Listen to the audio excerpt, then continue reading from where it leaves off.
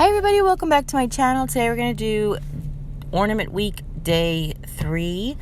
We're going to do a crafter's ornament. So we're just going to use some pre-made ornaments from the Dollar Tree. I'm actually going to opt for the small ones. I have this pack of small ones from last year, but that doesn't make a difference. Depends on what size you want to do. And we're going to use either baker's twine or the cotton twine. I'm going to do two, so we're going to use the cotton twine from the Dollar Tree as well.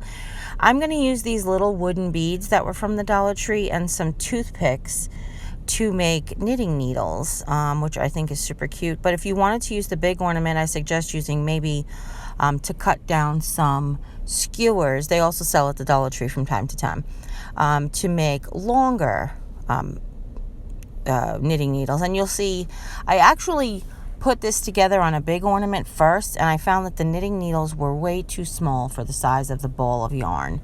I know that sounds silly. And of course you could do this with yarn. We just used baker twine. That was the inspiration piece from Pinterest. And we used baker's twine or cotton twine, and just the size of the knitting needles, if you looked on the thumbnail, they just are proportioned to the little globes. Plus you'll use less string, and they make cute little ornaments too. So what I'm doing here is I'm picking out two beads that match. Now, depending on whether or not you use the skewers or you use toothpicks will depend on what size beads you want. And I just opted, and I knew that I wanted to use a red and white baker's twine, and I wanted my beads to be as close to the wood color as the knitting needles as possible. So I'm just picking out the two that I like. And then a clever trick is you just use a little piece of cardstock or whatever to scoop them up to get them back in the bag. That's just an option. These are probably the only thing that I don't have in a mason jar. So now that I've picked out the ones that I like, and I actually left out three because I wasn't sure make sure the holes were big enough. Some of the holes on these beads aren't perfect. But what we're just going to do is we're going to cut the one sharp end off of the Q-tip. Sure, off the toothpick.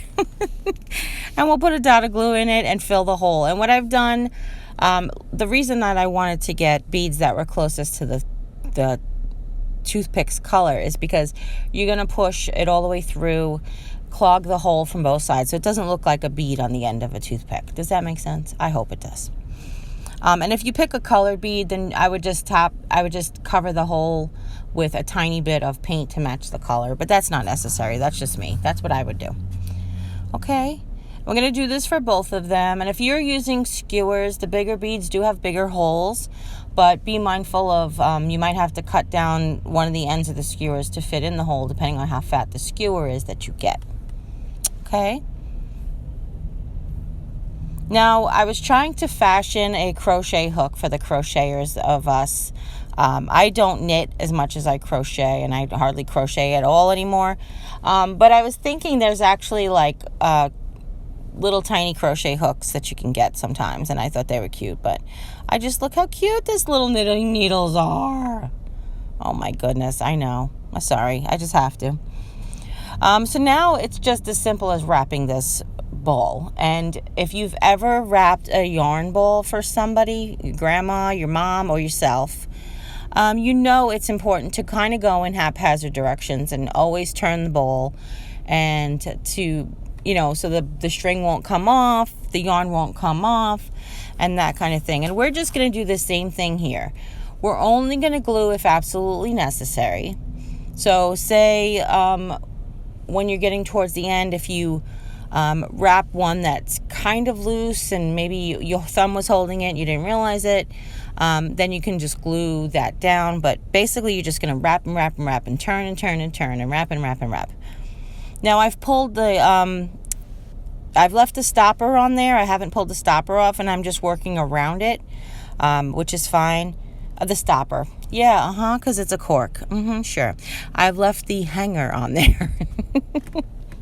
The ornament hanger. And I love this red and white baker's twine. To me, it really does remind me of sort of a variegated or two-tone yarn, which I felt like had the feel to me of old time crochet. I don't know why. Don't ask me. Probably my Aunt Pat. My Aunt Pat used to crochet everything. Don't stand still long enough.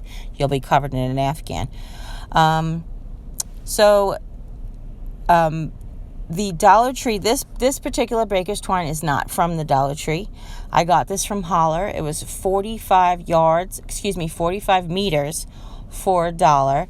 So obviously resource your materials from other sources than just the dollar store. But Dollar Tree does have baker's twine, and it comes in a variety of colors. Depending on what size ornament you make, you may have to use 2 colors. But my suggestion for that is the cotton twine that they sell, that we're going to use, is sold in the hardware section. And if you want to use a colored baker's twine, but there isn't that much of it, I would go ahead and wrap the entire bowl in the natural cotton first. When you put the few layers of the baker's twine on top, it will give you more of a fuller look without using up all your baker's twine. But I had so much of this, I really didn't care. Okay? So just about the time that I was done wrapping, I inserted the 2 the knitting needles in, and I wanted them with the bowls facing up, down, and I crisscrossed them. But you have any way you want. If your grandma always sticks the 2 of them in together, do whatever for the person you're doing. This is just the look I was going for. And then I just wrapped it a few more times.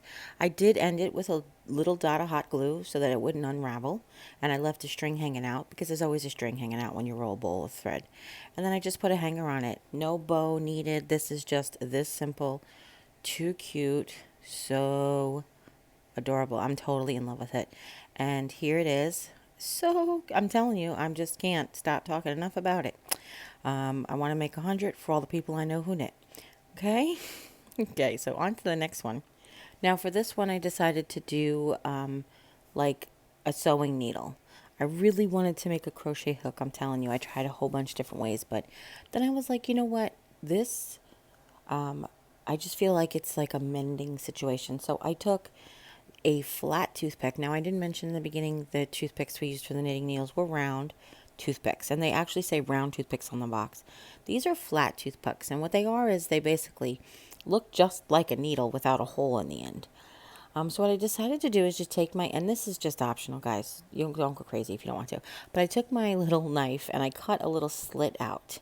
Do you see that? And I removed a tiny piece of wood.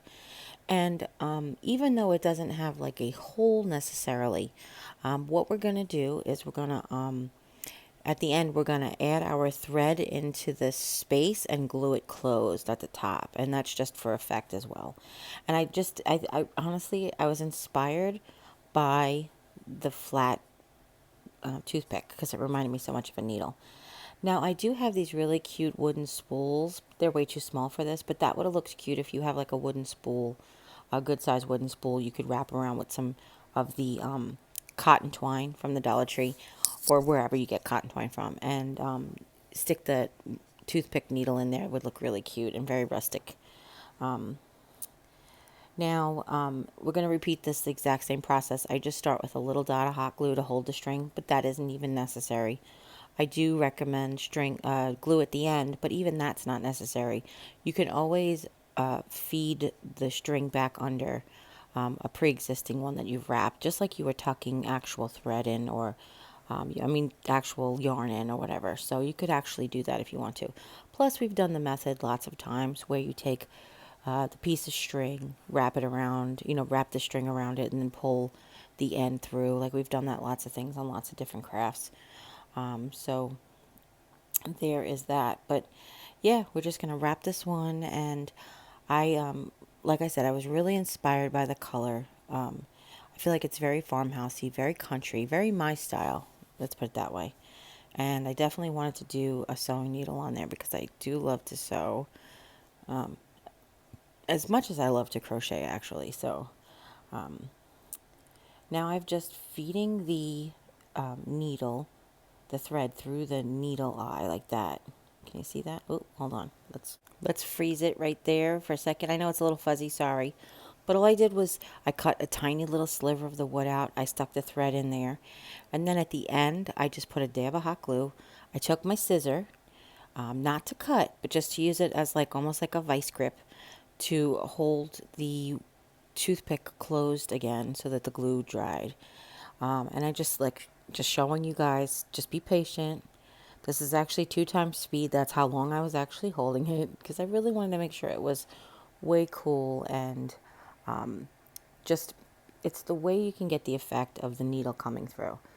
Now, if you are not wanting to go through this process and you still wanted to have a needle, you could glue the end of the thread onto the needle, onto the end of the toothpick, I'm sorry, where the hole would be. And that would be perfectly fine. That's just not, I wanted to give you guys another option as well. And then we're just going to tuck that one under just like we did for the yarn. We're just going to tuck it in just like you would if it was an actual thread with an actual needle. Okay, and we're going to create a hanger for this one.